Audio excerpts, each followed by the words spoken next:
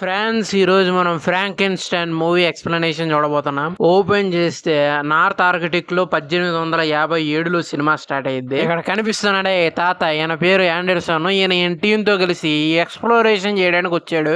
అట్ట పోతా ఉంటే ఒక చోట మంచులో ఈయన షిప్ ఇరుకుపోద్ది. ఈయన కురు అంతా దాన్ని బయటికి తీయడానికి ట్రై చేస్తా ఉంటారు. అప్పుడు ఒకటి వచ్చే కెప్టెన్, షిప్ మంచులో బాగా ఇరకపోయింది, తీయడానికి మన వాళ్ళు అందరూ కష్టపడుతున్నారు కానీ రావట్లేదు అని అంటాడు. కానీ ఈ ముసలి తాత మాత్రం అదంతా నాకు తెలియదు, మన నార్త్ పోల్ ని ఎక్స్ప్లోర్ చేయాల్సిందే, మీరు ఏం చేస్తారు నాకు తెలియదు, షిప్ ని రేపు పొద్దున కల్లా బయటికి తీసేయండి అని అంటాడు. ఇంకా క్రూ అంతా కలిసి ఐస్ను భద్ర కొడతా ఉంటే నైట్ అయింది. నైట్ అయితే దూరంగా ఒక పేలుడు శబ్దం వినిపిస్తుంది వీళ్ళకి. మన కెప్టెన్ ఏమో దీపాలు అయిపోయిన తర్వాత ఎవరు బాంబులు పేల్చేదని చెప్పి అక్కడ కొంతమందిని వేసుకొని వెళ్తే అక్కడ మన హీరో ఉంటాడు. మన హీరో పేరు వచ్చేసరికి విక్టర్ ఫ్రాంకెన్స్టైన్. కెప్టెన్ వచ్చేసరికి మన విక్టర్ పరిస్థితి చాలా దారుణంగా ఉంటది. మన కెప్టెన్ తాతేమో ఇంకా విక్టర్ ని షిప్ లోకి ఎక్కిస్తాడు. ఇంకా ఆ తర్వాత వాళ్ళకి చాలా భయంకరమైన అరుపులు వినిపిస్తాయి. చూస్తే ఒక మాన్స్టర్ వాళ్ళ వైపే వస్తా ఉంటది. ఉన్న మనుషులేమో దాన్ని గన్ను పెట్టి కాలుస్తా ఉంటే దగ్గరకు వస్తా ఉంటది. అప్పుడు మనకు అర్థమయ్యేది ఏంటంటే వచ్చేదేమో 8 అడుగులు పొడుగుంది, మనిషిలాగా ఉంది అచ్చం. మన సిబ్బంది ఏమో దాన్ని కాలుస్తూ ఉంటారు కానీ దానికి చీమ కుట్టినట్టు కూడా ఉండదు. అదేమో కింద ఉన్న మనుషులందరినీ కొట్టి పైకి షిప్ పైకి ఎక్కి విక్టరీ నాకు అప్పగిచ్చండి, విక్టరీ నాకు అప్పగిచ్చండి అని అరుస్తూ ఉంటది. అప్పుడు ఒకటి దాన్ని షార్ట్ గన్ను పెట్టి గాలిస్తే అదేమో షిప్ కింద పడిపోద్ది. సచ్చిందా అని చూస్తే అదేమో తిరిగి లేచి షిప్ మీద వస్తా ఉంటది. ఒకడు కింద ఐస్ మీద గాలుస్తాడు, నీళ్ళలో పడి మునిగిపోద్ది. ఈ జరిగిన కాసేపటికి మనం విక్టర్ బాబాయ్ లెగుస్తాడు. విక్టర్ కెప్టెన్ ని చూసినామంటే అది ఎంతమందిని చంపేసింది అని తాతేమో 6 మందిని చంపేసింది. ఇప్పుడు భయపడాల్సిన పని ఏం లేదు, దాన్ని మేము సముద్రంలోకి దోసేసాము, ఇంకాసేపు ఉంటే అది చచ్చిపోద్ది, ఏం దిగుడు పడాల్సిన పని ఏం లేదు. అప్పుడు విక్టర్ ఏమో అది అంత ఈజీగా చావదు, నాకు తెలిసిన మెథడ్స్ అన్ని వాడాను దాన్ని చంపడానికైనా అది చావలేదు అని అంటాడు. అప్పుడు తాత విక్టర్ నువ్వెవరు, అసలు ఆ క్రీచర్ ఏంది, మీ ఇద్దరి మధ్య కనెక్షన్ ఏంది, అసలు మీ స్టోరీ ఏందో చెప్పు అని అంటాడు. ఇప్పుడు విక్టర్ తన ఫ్లాష్ బ్యాక్ చెప్తా ఉంటాడు. తన నాన్న ఓ ఫేమస్ డాక్టర్, వాళ్ళ అమ్మేమో చాలా రిచ్ పర్సన్. విక్టర్ వాళ్ళ నాన్నేమో విక్టర్ వాళ్ళ అమ్మని పలుకుబడి హోదా కోసమే పెళ్లి చేసుకుంటాడు. రోజు వీళ్ళని టార్చర్ పెడతానే ఉంటాడు. వీళ్ళకి ఇలాంటి సైడిస్టిక్ ఆనందం ఏందో అర్థమే సావదు. ఇంకా ఆ తర్వాత విక్టర్ వాళ్ళ అమ్మ విక్టర్ తమ్ముడికి డెలివరీ ఇచ్చే ప్రాసెస్ లో చనిపోతుంది. ఈ విషయం తర్వాత విక్టర్ కి వాళ్ళ నాన్న మీద చాలా కోపం వస్తుంది. అంత పెద్ద తోపు సర్జన్ మా అమ్మని ఎందుకు కాపాడలేకపోయావని. అప్పుడు విక్టర్ వాళ్ళ నాన్న, చూడు కొడక, చావు అనేది ఎప్పుడైనా వస్తుంది, మనం దాన్ని అస్సలు ఆపలేం, నేను ఎంత పెద్ద సర్జన్ అయినా సరే అని అంటాడు. మాటినేసరికి విక్టర్ కి ఎక్కడో కాలేదు, ఇంకప్పుడే డిసైడ్ అయిపోతాడు మా నాన్న కంటే తోపు సర్జన్ అవ్వాలని. ఇంకా చావుని ఎలా అయినా జయించాలని డిసైడ్ అయిపోయి మెడికల్ స్టడీస్ కే తన జీవితాన్ని అంకితం చేస్తాడు. ఇప్పుడు మనం 1855లో లండన్ లో ఉన్న రాయల్ మెడికల్ కాలేజీ ఇక్కడ విక్టర్ వచ్చేసి మన మూన్ లైట్ ఇందాక అడ్డముడేసారు గుర్తుపట్టలేకపోయాం. ఇప్పుడు మన విక్టర్ మామ ఏమంటాడంటే జన్మించడం పునర్జన్మించడం అనేది దేవుడి చేతిలో ఉంది, కానీ బతకడం చావడం అనేది మన మనుషుల చేతిలో ఉంటది. కానీ మనం ఆ చావును జయిస్తే అని తన ఎక్స్పెరిమెంట్ ని అక్కడ ఉన్న పెద్ద మనుషులకు చూపించడం మొదలు పెడతాడు. తన ఎక్స్పెరిమెంట్ ఏంటంటే అక్కడ కుక్కలు చంపేసిన ఇస్తర మాదిరి ఒక డెడ్ బాడీ కనిపిస్తుంది కదా. ఇప్పుడు మనం విక్టర్ దానికి పవర్ కనెక్షన్ ఏగానే దానికి ప్రాణం వచ్చేస్తుంది. ఫ్రాంకెన్స్టైన్ సినిమాలన్నీ అలానే ఉంటాయి. ఒకటి హీరో ఏదో ఒక మందు తయారు చేసి ఒక డెడ్ బాడీకి ఇస్తే దానికి ప్రాణం వస్తుంది, లేకుంటే ఇట్లా కరెంట్ షాక్ పెడితే ప్రాణం వస్తుంది. ఒక మాట నాకు అర్థం కాదు, ఉన్నాయన్నా లైట్లు మోటార్లు అనుకుంటున్నారా, కిడ్నీలు గుండెకాయలు అనుకుంటున్నారా, అట్ట ప్రాణం వచ్చేస్తాయి. సరే ఇప్పుడు కథలోకి వస్తే దానికి ప్రాణం వచ్చింది చూసి అక్కడ ఉన్న వాళ్ళందరూ గజ్జలు జారిపోయి ముగ్గురు పెద్ద మనుషులు, ఏందయ్యా నువ్వు, ఏంది మమ్మల్ని చంపేద్దామని డిసైడ్ అయిపోయి, మేము ఏదో ఇట్లా మంచి ఎక్స్పెరిమెంట్ జరుగుతుంది చూద్దామని వస్తే నువ్వేమో ఇక్కడ సవాల్గా ప్రాణాలు లేపిస్తున్నావు. వాళ్ళంతా సీనియర్ సిటిజన్ లో సగం మంది ఇది చూసి హార్ట్ అటాక్ వచ్చి పోయేటట్టు చేస్తే చేసి ఇప్పుడు ఆ శవానికి ఆలోచన శక్తి ఉంది, దాని వల్ల ఏం ఉపయోగం అని అడుగుతారు. సార్ వాడు అని చెప్పి దాని కళ్ళు యాపిల్స్ కి ఇసిరేస్తే దాన్ని క్యాచ్ పట్టుకుంటది. విక్టర్ వచ్చి మళ్ళీ చేతికి అంటే చేతికి ఇస్తుంది. అది చూపించి విక్టర్ ఇది నా ఎక్స్పెరిమెంట్, దీనికి ఎవరైనా ఫండింగ్ ఇస్తే మనం మరణాన్ని జయించవచ్చు అని అంటాడు. ముగ్గురు పెద్ద మనుషులు విక్టర్ ని ఇష్టం వచ్చినట్టు ఇది ప్రకృతికి విరుద్ధ ఇట్లా చేస్తే ఇంకా ఏదేదో అయిపోతాయని తీసేసి రిజెక్ట్ చేసి పడేస్తారు. ఇంకా విక్టర్ కూడా కోపంగా బయటికి వెళ్ళిపోతాడు. వెళ్లే దారిలో మన విక్టర్ వచ్చేసి హెన్రీ అనే ఒక పెద్ద మనిషిని కలుస్తూ ఉంటాడు. ఆయన విక్టర్ ఫస్ట్ నువ్వు చెప్పింది చూసి భయం వేసింది, ఇంకా తర్వాత ఆశ్చర్యం, తర్వాత నీతో మాట్లాడాలనిపించింది, అందుకే ఇంటికి పోదాం పదా అని అంటాడు. ఇంటికి వెళ్ళిన తర్వాత తెలిసేది ఏంటంటే ఈ హెన్రీ వాళ్ళ మేనకోడల్ని ఈ విక్టర్ వాళ్ళ తమ్ముడికి ఇచ్చి పెళ్లి చేద్దామని డిసైడ్ అవుతున్నారు. మర్చిపోయారైంది మన విక్టర్ కు తమ్ముడు పుట్టారు, అప్పుడే వాళ్ళ అమ్మ చనిపోయింది. మన విక్టర్ ఈ డిసిషన్ తీసుకున్నాడు. విక్టర్ తమ్ముడు పేరు వచ్చేసి విలియం. మన విక్టర్ ఎట్టయితే నేను చావుని జయిస్తా అని బయలుదేరాడు. మన విలియం కూడా నేను ప్రపంచాన్ని జయిస్తా అని చెప్పేసి వ్యాపారాలు చేసి బీభత్సంగా సంపాదించాడు. ఇప్పుడు ఈ పెళ్లి కార్డు తీయడానికి ఇంత దూరం వచ్చింది అని అడిగితే అది కాదు, హెన్రీకి వేరే ఉద్దేశాలు ఉన్నాయి. యాక్చువల్ గా మన హెన్రీ కూడా ఓ పెద్ద డాక్టర్ మిలిటరీలో. మన హెన్రీ ఏమో విక్టర్ ని నాతో పాటు కలిసి పనిచేయి అని అడుగుతాడు. సారీ నేను ఒక్కనే పని చేస్తాను, నాకు అట్లా గ్రూప్ గా పనిచేయడం నచ్చదు, నా ఎక్స్పెరిమెంట్ ఇంకా కొంచెం ఫండింగ్ కొంచెం రీసోర్స్ వస్తే నేను పూర్తిగా అచీవ్ చేయగలను అని అంటాడు. ఇంకా నెక్స్ట్ డే విక్టర్ వచ్చేసి హెన్రీ ఆఫీస్ కి వెళ్తే అక్కడ ఒక నరాల బోర్డు ఉంటుంది. దాన్ని చూడగానే విక్టర్ కి పిచ్చ ఊపు వచ్చేస్తుంది. దాన్ని చూడగానే ఇప్పటిదాకా అతను చేస్తున్న తప్పేందో అర్థమైందంటే విక్టర్ ఇప్పటిదాకా తను సబ్జెక్టులన్నిటికీ ముందు వైపు నుంచే కరెంట్ షాక్ ఇస్తున్నాడు. బోర్డు చూసిన తర్వాత మనం విక్టర్ కి వెనక వైపు నుంచి కరెంట్ షాక్ ఇద్దామని ఐడియా వస్తుంది. అది హెన్రీకి ఎక్స్ప్లెయిన్ చేయగానే సూపర్ ఎంత ఖర్చు అయినా పర్లేదు నేను పెట్టుకుంటా, నువ్వు మాత్రం ఎక్స్ప్లెయిన్ చేసే అంటాడు. ఆ తర్వాత హెన్రీ విక్టర్ మాట్లాడుకుంటూ ఉంటే మన విలియం వస్తాడు. అన్నదమ్ములు ఇద్దరు చాలా కాలం తర్వాత కలిసి కౌగిలించుకొని విలియం ఏమో అదిగో అన్న నా భార్య ఎలిజబెత్ అని పరిచయం చేస్తాడు. ఆవిడేమో ఒక పుర్రెని తీక్షణంగా అబ్జర్వ్ చేస్తూ ఉంటది. ఇదేం పిచ్చో అర్థం చేస్తే ఇప్పుడు మళ్ళీ మనం కెప్టెన్ తాత విక్టర్ కాడికి వస్తాం. బయట ఎవరో పిలుస్తున్నారని చెప్పేసి కెప్టెన్ తాత బయటికి వెళ్తే వాడు వచ్చి తాతతో, సార్ వాడు 8 అడుగులు గాడేమో నిన్న నైట్ నుంచి షిప్ కింద కుక్కలా తిరుగుతున్నాడు, అసలే 6 పోయాడు, వాడు ఎట్టనో ఆ క్రీచర్ వస్తే అప్పగించేమన్నాడు కదా అప్పగించేద్దాము అని అంటాడు. కానీ మన తాత అస్సలు ఒప్పుకోడు, వస్తే దాన్ని కాల్చి పారేయండి అని అంటాడు. ఊరే నిన్న నైట్ ఏమన్నా దాన్ని చింతపక్కలేసి కొట్టారా, గన్నులు పెట్టి కాల్చిన సావట్లేదు కదా అది అని కట్ చేస్తే మళ్ళీ మనం ఫ్లాష్ బ్యాక్ లోకి వెళ్ళిపోతాం. హెన్రీ ఎడ్వర్డ్ కలిసి ఊరు అవతల ఒక పెద్ద బంగళ ఎతికి పెట్టి ఇంకా విక్టర్ అందులో నీకు నచ్చింది చేసుకో, ఎట్టైనా ఎక్స్పెరిమెంట్ కంప్లీట్ చేయని అంటారు. విక్టర్ కూడా స్థలం మొత్తాన్ని చూసి ఆ స్థలం బాగుంది, కావాల్సిన ఐటమ్స్ అన్ని చెప్తున్నారు, లిస్ట్ రాసుకోండి అని చెప్పి వైర్లు, రాడ్లు, స్విచ్లు, ఐస్ ఇంకా తాజా సవాలు కావాలని అడుగుతాడు. మన హెన్రీ తాతేమో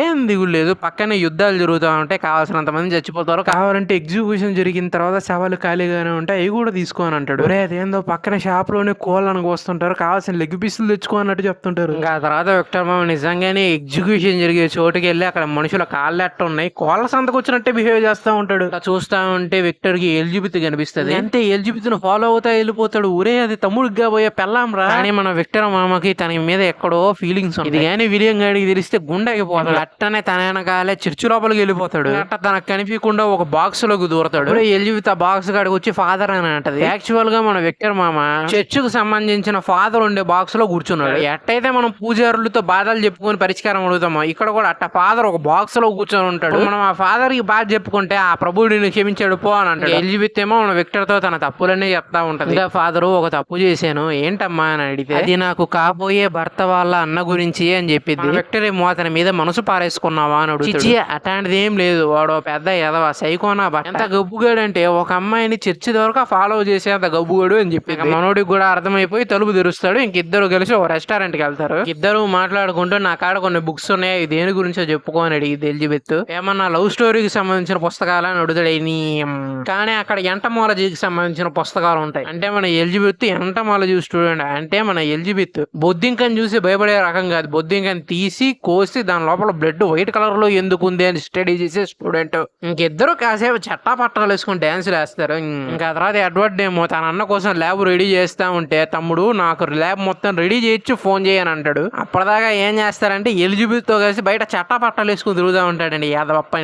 ఇంకా తర్వాత ల్యాబ్ రెడీ అయ్యింది, మనోడు రీసెర్చ్ కూడా చేస్తూ ఉంటాడు. కానీ పెద్ద ఇంప్రూవ్మెంట్ ఏమి ఉండదు. ఎందుకు ఉండదండి, ఫోకస్ అంతా ఎలిజబెత్ మీద ఉంటే ఈ శవాల మీద ఇంప్రూవ్మెంట్ ఏముంటది. అట్టనే మనోడు శవాల వెనకాల వైర్ కనెక్షన్ ఇచ్చి కరెంట్ పాస్ చేసినా ఏం వర్కౌట్ అవ్వదు. ఇంకా తర్వాత హెన్రీ ఓ పార్టీ ఉంది రా అంటే ఊపుకుంటే వెళ్ళిపోతాడు. ఇంకా అక్కడ ఎలిజబెత్ తో రాసుకొని పూసుకొని తిరుగుతా ఉంటే మన హెన్రీ తాత చూసేస్తాడు, ఎక్కడో మండిపోద్ది. ఇంకా తర్వాత విక్టర్ నట్ట పక్కకి పిలిచి చూడ విక్టర్ ఇంకో వారంలో ఇక్కడ యుద్ధం ముగిసిపోద్ది కాబట్టి నీకు తాజా సవాలు దొరకవు, కాబట్టి ఏది పీకాలనుకున్నా ఈ వారంలోనే పీక్కు, లేకుంటే నా ఫండింగ్ అయిపోద్ది నేను మెడబట్టుకుని బయటికి గంటేస్తాను అని అంటాడు. ఇంకా విక్టర్ వారంలో ఎట్ట చేయాలరా అని బయటకు వెళ్తా ఉంటే ఎలిజబెత్ కనిపిస్తుంది. ఇంకా వీళ్ళిద్దరు కలిసి విక్టర్ ల్యాబ్కి వెళ్తే అది ల్యాబ్కు తక్కువ మాచరికి ఎక్కువలాగా ఉంటది. మనిషి అన్నోడు ఎవడైనా అది చూస్తే పై ప్రాణాల పైనే పోతాయి. కానీ మన ఎలిజబెత్ అక్కయ్య చూసి అదేదో ఆర్ట్ గ్యాలరీకి వచ్చినట్టు చూస్తా ఉంటది. ఇంకా మాట్లాడుకుంటూ మన విక్టర్ మామ ప్రపోజ్ చెయ్యబోతాడు. కానీ మన ఎలిజబెత్ ఏమో విక్టర్ ఆశలేం పెట్టుకోవద్దు అని చెప్పి ఏడ్చుకుంటా వెళ్ళిపోద్ది. అట్టా అంటే అర్థమైంది. ఇంకా మనోడి బతుకు కూడా కుక్కలు చంపిన ఇస్తారు మాదిరి అయిపోయింది.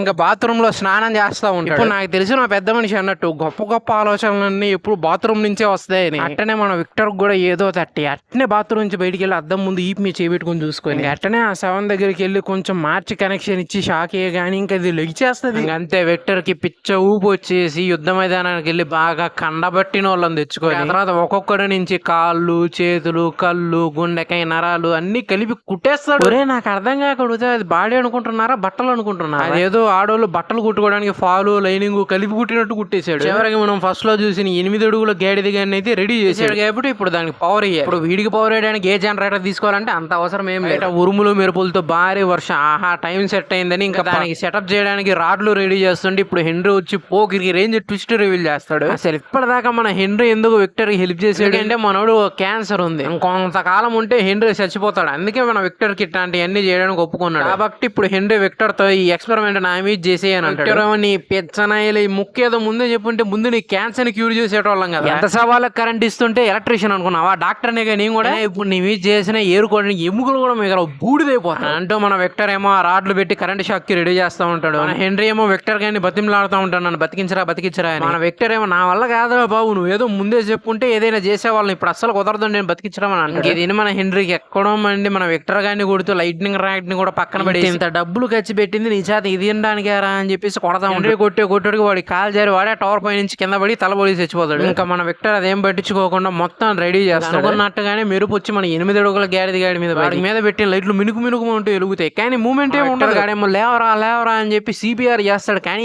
ఎడవరకు అయితే బతుకున్న వాళ్ళ మీద చేస్తే ఎవరికైతే అది చూస్తే శవం కూడా అనలేము, దాన్ని బట్టలు పెట్టి కుట్టినట్టు కుట్టాడు. దాన్ని అనే బాధగా వెళ్ళి పడుకుంటాడు. పొద్దున్న లేచి చూసారు గుండెపోటు వచ్చినంత పని అయింది. ఆ 8 అడుగులు గాడిది గారు లేచి వచ్చి విక్టర్ ముందు నుంచొని ఉంటాడు. ఇంకా విక్టర్ కి ఎక్కలేని ఆనందం వచ్చేస్తుంది, తన ఎక్స్పెరిమెంట్ సక్సెస్ అయిందని. ఇంకా క్రీచర్ ఏమో చూడడానికి 8 అడుగులు ఉన్నా దాని బ్రెయిన్ మాత్రం అప్పుడే పుట్టిన పిల్లల్లాగా ఉంటది. విక్టర్ నా పేరు విక్టర్ అని దానికి చెప్తే ఇంకా అది విక్టర్ పదమే బలుగుతా ఉంటది. మన విక్టర్ ఏమో దానికి మిగతా నేర్పిద్దామంటే ఈ మిగతా ఏం నేర్చుకోలేకపోతా ఉంటది, ఓన్లీ విక్టర్ అని కలవడిస్తా ఉంటది. విక్టర్ ఏమో దాన్ని భరించలేక బేస్మెంట్ లో చైన్లు పెట్టి కట్టేస్తాడు. ఇంకా కొన్ని రోజులకి ఎలిజబెత్ ఎడ్వర్డ్ ఇద్దరు వస్తారు. విక్టర్ గాడేమో వచ్చి తన తమ్ముడిని పట్టుకెళ్లి తన ఎక్స్పెరిమెంట్లన్నీ చూపిస్తా ఉంటాడు. ఎలిజబెత్ నాకు కిందే వదిలేసి ఉంటారు. ఎలిజబెత్ కి ఏమో బేస్మెంట్ నుంచి విక్టర్ అన్న రూపి వినిపించి కిందకి వెళ్ళి చూస్తే ఆ 8 అడుగులు గాడు ఉంటాడు. యాక్చువల్ గా ఇక్కడ అమ్మాయి ఉంటే భయపడి పారిపోద్ది, కానీ మన ఎలిజబెత్ ఏమో బొద్దింకల్నే కోసి చూసే రకం. వాడిని చూసి ఏం భయపడక వాడి దగ్గరికి వెళ్ళి చూసే వాడు ఒళ్ళంతా ఘాట్లే ఉంటాయి. కోపం వచ్చేసి విక్టర్ గాడి దగ్గరికి వెళ్ళి ఏంద్రా నువ్వు చేసే గబ్బు పనులు, ఏదో శవాల మీద ఎక్స్పెరిమెంట్లు చేస్తున్నావు అనుకుంటే ఇప్పుడు ఏకంగా మనుషుల్నే తెచ్చి కోసి కారం పెడుతున్నావు ఇంద్ర వాడికి. మనం విక్టర్ ఏమో నువ్వు ఉండవు మా తుత్తుత్వం అంటావు అని చెప్పేసి దాని దగ్గరికి పట్టుకెళ్ళి చెప్పాను కదా వీడే నా సృష్టి, నేను ప్రాణం పోసిన 8 అడుగుల శవం,